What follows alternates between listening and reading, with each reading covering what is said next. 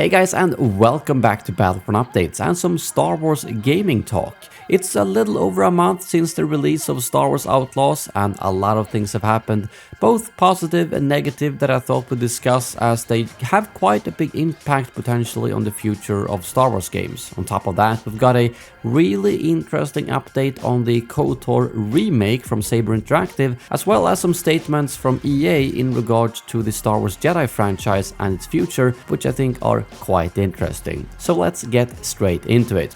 First of all, it's good to be back here on the channel. I know I don't upload as often as I used to do before, but well, it's because I don't really have too much to talk about when it comes to Star Wars games. So I try to do these videos where I combine multiple Star Wars topics that will hopefully be interesting for you all. Of course, if they announce another Battlefront game in the future, I'll be back to very regular uploads, that is a promise for sure. And as someone reminded me out on Twitter about, I did still promise to get this tattoo, so they have another 2 months to announce a Battlefront game until that opportunity is gone. Let's hope they do, even though chances are very, very slim. Also wanted to mention that, in case you guys don't know, I do have a Lord of the Rings channel where me and Sam uploads almost daily on, so if you do want to hear my voice more, but when I talk about Lord of the Rings, go check out our channel, Middle-earth Updates. But let's get into the actual news we've got. First of all, let's talk about Star Wars Outlaws. I mean, this game obviously released with a lot of drama, a lot of complaints, and at least to me, I think a lot of it was unwarranted. I've had a really fun time with the game, and I feel like most people who have actually played the game seems to have quite enjoyed it, even though, like I mentioned in my review, it's far from a perfect game. But they did release a roadmap very recently that I thought we'd quickly go over, with 2 title updates dropping October 3rd and 24th that focuses on bug fixes, improvements, as well as quality of life improvements. And then the next big update is gonna be on November 1st, with title update 4 with combat and stealth improvements, 3 additional contracts, and most importantly, the first story pack, Wildcard, which features Lando Calrissian. I'm quite excited for this, as I did enjoy the main story and would love to see where they're gonna take that with Lando. In case you didn't know, story pack 2 drops spring next year and features Hondo Ohnaka. So they're really focusing on trying to make this game into something solid and something that's gonna generate sales over time, and hopefully be a game that people in the end have very fond memories with. I mean, we all know about those kind of turnarounds. Battlefront 2 went from, I would say, a way worse launch than Star Wars Outlaws had to being remembered as a fantastic game. So if Battlefront 2 can do it, I think pretty much any other game can do it. But that being said, what I wanted to focus a little bit more on here is the bigger picture stuff about Star Wars Outlaws. Because, as you probably know, the game hasn't sold very well. The official statement that Ubisoft released said the following: despite solid ratings, Metacritic 76, and user scores across the first party and Epic stores that reflect an immersive and authentic Star Wars universe, Star Wars Outlaws' initial sales proved softer than expected. In response to player feedback, Ubisoft's development teams are currently fully mobilized to swiftly implement a series of updates to polish and improve the player experience in order to engage a larger audience during the holiday season, to position Star Wars Outlaws as a strong long-term performer. So like I mentioned, they're working on improving the game and making sure that it's actually gonna continue to sell copies. But importantly, it just didn't sell very well. And I feel like with all the negativity surrounding the game, I'm not really surprised. A lot of people just weren't interested in the game. And speaking from my own experience, most people I know who have played the game really enjoyed it. But I also do have some friends who, despite not having actually read all the drama or the negativity, they simply just didn't find the premises of the game as interesting as the Jedi games. And I think that is probably more of the reason to why the game hasn't sold very well. Even if I do think all the drama, the negativity around the game has definitely not have a positive effect on the sales. And according to Insider Gaming, who has had a lot of reliable leaks in the past,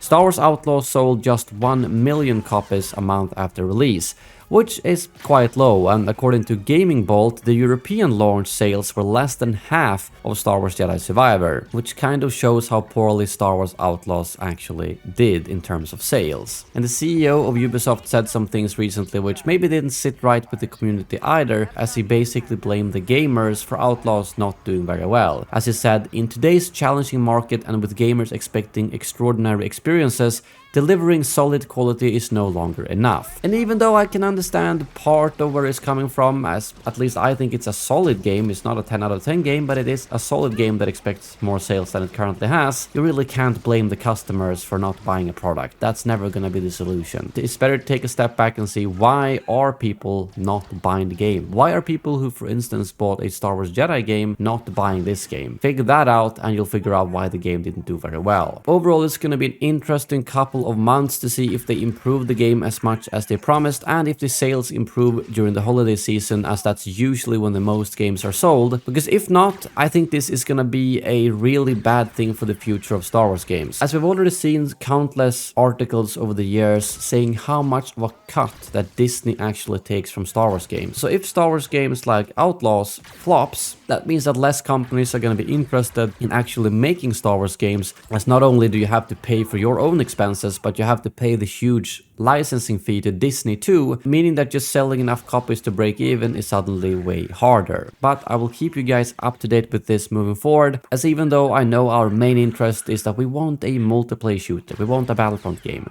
we need to keep in mind that basically every Star Wars game has some type of effect on other Star Wars games, whether a new company wants to make a game or not, or how Disney and Lucasfilm are actually going to handle the future of Star Wars games. But let's jump over to the Codor Remake. As you guys probably know, Saber Interactive are working on this Codor Remake, and they broke free from Embracer a couple of months ago and are now funded by private investors.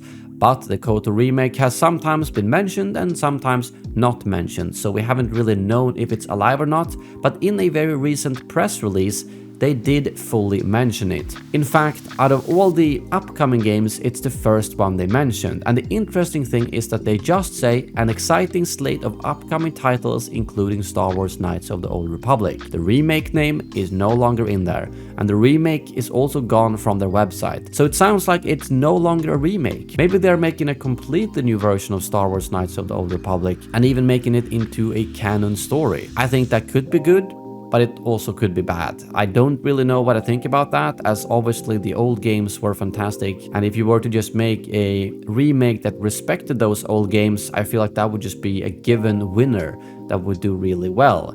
But if they're making a story completely from scratch, just set in the same era and maybe with the same characters, it's tricky to know how that's actually gonna do. But nevertheless, I think it's good that they actually mention it in a very recent press statement, meaning that the game is very much alive, even if it might potentially have changed from a remake to a new game. Lastly, when it comes to the Star Wars Jedi franchise, EA confirmed what we were all kind of expecting by saying the following in a recent statement. Over 40 million Star Wars fans have connected with Cal Kestis and his arc of becoming a powerful Jedi.